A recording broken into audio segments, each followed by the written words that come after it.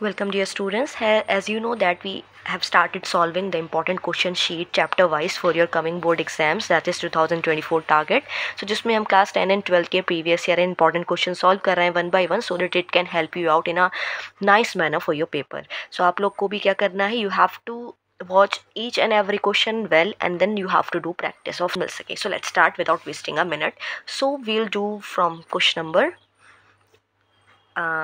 fifth part right now. Then I'll cross check whether I did third or not, then I'll be doing it here. So first हम लोग fifth करते हैं, fifth के बाद हम लोग आगे के parts देखेंगे. So let's start. So again by middle term splitting हमें क्या करना है, हमें split करना है. So 6 1s are 6. So आपको 6 को ऐसे split करना है कि multiply करके तो आपका ये 601 है, दो नंबर्स वैसे आपको चाहिए जिनको माइनस करने पर तो 2√2 आए और मल्टीप्लाई करने पर 6 आए. सो यू नो कि दो नंबर जिनको ऐड माइनस करने पर √2 आएगा तो दोनों के साथ √2 लगा होना चाहिए, तभी वो लाइक टर्म्स बनेंगी, अदरवाइज वो अनलाइक काउंट होंगी. तो √2 तो हमने कर लिया है फिक्स. अब हमें 2 लाना है. ऐसे दो नंबर सपोज कीजिए जिनको माइनस करके 2 आता हो. So can I right 3 and 1. सो 3 - 1 2 आ रहा है और 3√2 को मल्टीप्लाई करो बेटे. सो 3 1 3 √2 2 3 2 6. तो यानी कि हमारे दो नंबर्स हो गए 3√2 एंड 1√2. सो 2√2 को रिप्लेस किया. 3√2 - 1√2x - 6 = 0. x² plus 3√2x minus 1√2 को √2x भी लिख सकते हैं simple. So now x common, x plus 3√2. यहाँ से कॉमन लेने में मुश्किल आती है, आपको कैसे कॉमन लें. तो देखिए रूट तो ऑलरेडी देखो 2 के ऊपर लगा हुआ है, लेकिन 6 को हमें रूट में ब्रेक करके खुद देखना है. देखिए 6 को हम क्या लिख सकते हैं, 2 × 3. आपको √2 दिया गया है तो एक काम करते हैं 2 को भी रूट की फॉर्म में दिखा देते हैं. 2 को लिख सकते हैं √2 × √2. 3 को भी लिख सकते हैं बट ज़रूरत नहीं है. सो हम लोगों ने देखा कि 6 को लिखा जा सकता है √2 × √2 × 3. अब आप √2 कॉमन ले रहे हैं. सो माइनस √2 बाहर, अंदर बनेगा x और माइनस कॉमन लेने की वजह से it will create plus over here. एक √2 चला गया बाहर तो 3√2 बच रहा है ना. यस, 3√2 = 0. देखो दोनों सेम आ गए, that means we are doing right. Further common,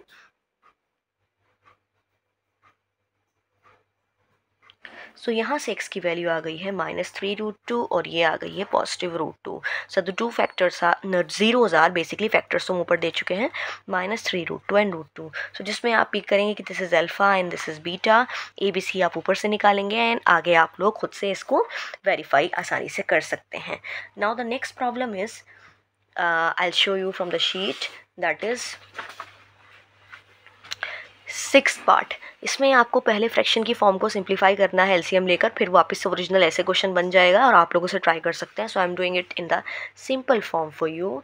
so the question is x² + 1/6x - 2 = 0. करना क्या है, आपको 6 लेना है LCM. So upon 1 6 LCM. So 6x² + x - 12 = 0. अगर आपको नहीं समझ आया 6 एलसीएम कैसे लेना है, सो आप लोग देखिए 1 के नीचे 6 लगा हुआ है. जिन नंबर्स के नीचे 6 नहीं है उनको 6 से मल्टीप्लाई कर दें आप. देखिए x² के पीछे नीचे देखिए 6 नहीं है तो 6x². 1 के पीछे 2 के नीचे 6 नहीं है तो 6 × 2 12.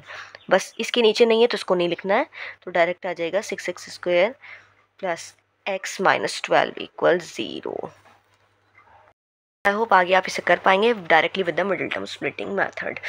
So now you just try question number third part. If you have any problem तो आप कमेंट सेक्शन में लिखिएगा, otherwise I am not sure whether I covered it in the last video और नॉट. आप उसे देखिएगा, नहीं होगा तो आप कमेंट करके ज़रूर बताइए ताकि इसको भी बनाया जा सके. सिंपल है वैसे, आप =0 रखेंगे और 4 कॉमन लेंगे. 4 कॉमन लेने के बाद t के 2 zeros डायरेक्टली आ जाएंगे विदाउट यूजिंग स्प्लिटिंग. सो आप पार्ट 1 में ज़रूर देखिएगा, पार्ट 1 और 2 में, तो इसमें आपको मिल जाएगा. So question number 4 is find a quadratic polynomial the sum of whose zeros is √2 and then product is -12. याद रखिएगा किसी भी क्वाड्रेटिक पॉलिनोमियल को जनरेट करने के लिए आपको एक फॉर्मूला याद रखना है. क्वेश्चन नंबर 4, पॉलिनोमियल जनरेट करने के लिए हमारे पास फॉर्मूला होता है we know x² - alpha + beta और x + alpha beta = 0.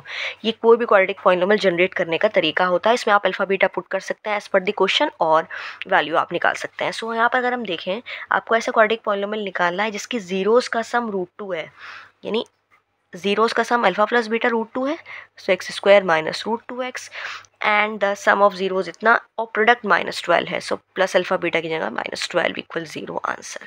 So this was easy problem. This is very important question number 5, इसको आप ध्यान से नोट करें। 1 0 ऑफ द पॉलिनोमियल, एक जीरो पॉलिनोमियल की इज रेसिप्रोकल ऑफ अदर, दूसरे के रेसिप्रोकल है, तो आपको एक ही वैल्यू बतानी है। सबसे पहले हम क्वाड्रेटिक पॉलिनोमियल नोट कर लेते हैं। वी हैव, हमें दिया गया है a² + 9x² + 13x + 6a, ये हमें दिया गया है, ठीक है। हमारा ये पॉलिनोमियल है, हमने इसे क्वाड्रेटिक इक्वेशन बना दी है। अब हमसे कह रहा है कि जो अकॉर्डिंग टू क्वेश्चन एक जीरो दूसरे की रेसिप्रोकल है। सो हेयर फर्स्ट जीरो, देखो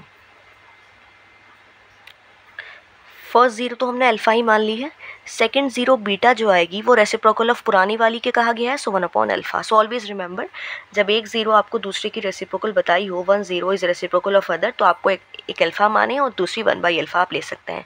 सो ऑलवेज रिमेंबर, हमारे पास दो मेथड होते हैं, देखो दो तरीके हैं एक ही वैल्यू निकालने के, एक तो alpha plus beta minus b/a और एक alpha beta c/a। Alpha plus beta यहाँ काम क्यों नहीं करेगा, क्योंकि अगर आप अल्फा और 1/अल्फा को ऐड करेंगे तो ये कैंसिल आउट होने की बजाय क्वाड्रेटिक इक्वेशन फॉर्म करेंगे फर्दर अल्फा में और a में, तो दो अननोन्स को सॉल्व करना फिर आसान नहीं है, इक्वेशन एक से आप नहीं सॉल्व कर सकते हैं। तो आपको याद रखिएगा कि जब भी आपको रेसिप्रोकल रिजल्ट दिया जाए, सो हम लोग हमेशा यूज़ करेंगे second relation, alpha into beta equal c/a। So alpha into beta की वैल्यू अल्फा इंटू 1/अल्फा, c की वैल्यू इज 6a और a की वैल्यू a² + 9। सो ये इससे कैंसिल, सो हम लोग लिख सकते हैं a² + 9 इक्वल 6a। अब आप इसे स्प्लिटिंग लगाकर सॉल्व कीजिए, पहले 6a को लाइए इधर, 3 3 = 9, 3 and 3, so a² - 3a - 3a + 9 equal 0। So a common, a - 3 common, a - 3, so a - 3 equal 0, so I am getting a equal 3, repeated a equal 3 आ रहा है, so we can consider only once, so the answer is 3। so I hope ये question आपको समझ आ गया होगा। so the next problem is question number 6, find the zeros of the polynomial। these are very important problems जिसमें आपको एक जैसी form दी गई है, देखिए p × p + 1 m × m + 3। अब आप लोग एक चीज़ नोट कीजिए, यहाँ जो कोफिशिएंट है वही यहाँ 1 है, देखो 3 है तो 3 है, तो there is an interesting trick to solve such problem. इनको कैसे किया जाता है, so students I have written both the problem side wise, दोनों को लिख लिया है बराबर में, ताकि आप रिलेट कर पाएँ कैसे इन क्वेश्चंस को करना है। देखो आपको कोफिशिएंट लाना है x का 1, ऐसे दो नंबर सोचते हैं जिनका प्रोडक्ट तो आए p × p + 1 और माइनस करने पर 1 आए। तो तुम लोग खुद देखो, ये जो लास्ट कॉन्स्टेंट टर्म दी गई है, ये आप इन्हें दो फैक्टर की तरह ट्रीट कर सकते हो, तो इन दोनों को मल्टीप्लाई करोगे तो p × p + 1 ही आना है, क्योंकि ये वही लिखा हुआ है। लेकिन अगर आप इन्हें माइनस भी करोगे, बड़े नंबर में से छोटा हटाओ, तो p + 1 में से p हटाएंगे तो p से p कट हो जाएगा, 1 बचेगा ना, तो इसका मतलब यही दो फैक्टर्स हैं। सो जनरली इन प्रॉब्लम्स में यही फैक्टर कॉन्स्टेंट टर्म में दिए रहते हैं। सो फर्स्ट आप लिख सकते हैं p + 1 और नेक्स्ट आप लिखो p। इसी तरह यहाँ देखिए आप, ऐसे टू फैक्टर्स जिनको मल्टीप्लाई करके, यहाँ तो 1 ही है, सो m × m + 3 आना चाहिए, तो हमने यही ले लिया m × m + 3, दो फैक्टर ले लिए। लेकिन द कंडीशन इस कि माइनस करके मिडिल टर्म भी आनी चाहिए, तो आप माइनस करो, m + 3 में से m हटाओ, तो m से m कट, 3 बच रहा है ना, तो दैट मीन्स 3 को हम रिप्लेस कर सकते हैं दो फैक्टर्स m + 3 और m से। So just do them carefully like this. अब हम लोग को क्या करना है, x², 1 यहाँ है, 1 को हटाकर लिख सकते हैं p + 1। ध्यान रखिएगा ये ब्रैकेट्स में आप लोग मेंशन करें, फर्स्ट फैक्टर को ब्रैकेट में, सेकंड के लिए ज़रूरत नहीं है, सिंगल टर्म ही है, इससे एरर कम होती है।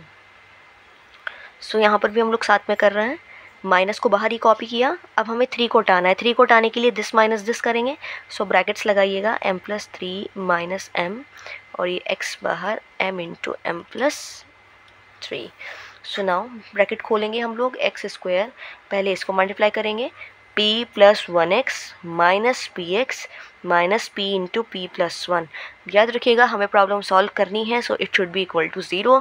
सो यहाँ पर भी x² - m + 3 x - mx - m × m + 3 equal 0। I hope आपको समझ आ रहा होगा कि हम लोग कैसे इसको फैक्टराइज कर रहे हैं। सो नाउ स्टार्टिंग 2 में से कॉमन, फिर नेक्स्ट 2 में से कॉमन, इन दोनों में x कॉमन है, तो बाहर आएगा x प्लस यहाँ से p + 1 ब्रैकेट क्लोज। अब यहाँ से माइनस कॉमन आएगा और साथ में p भी कॉमन आएगा, सो ब्रैकेट में रह जाएगा x + p + 1 bracket close equal 0। Same आ गए हैं, we are going right.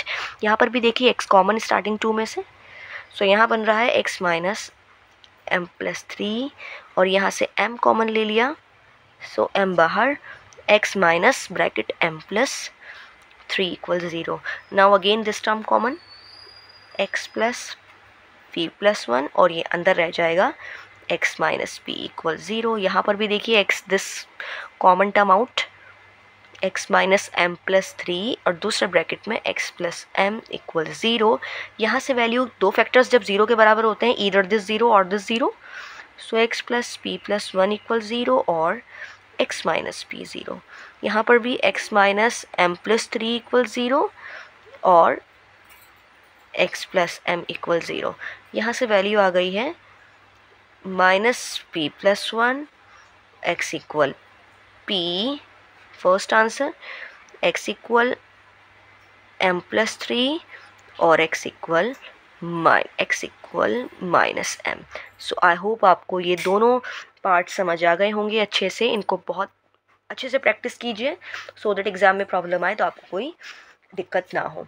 So now the question number 7 and onwards problem are covered in the next part of the video, so you just go through the playlist which I'll provide you in the description box। आप वहाँ से इसे click करके सारे पीछे के भी chapters जो कवर कर चुके हैं हम उसके भी सारे आप सॉल्यूशन डाउनलोड कर सकते हैं और हमसे कनेक्टेड रहिए ताकि आप बोर्ड आने तक सारे चैप्टर्स को अच्छे से कर पाएँ। इनफैक्ट आप क्लास 12th के भी जो आपके कनेक्टेड सीनियर्स हैं आप उनको भी शेयर कर सकते हैं ताकि 12th के लिए वो भी अच्छे से प्रैक्टिस कर पाएँ और आप लोग अच्छा 12th में स्कोर कर पाएँ एंड 10th में भी। Thank you so much, stay connected.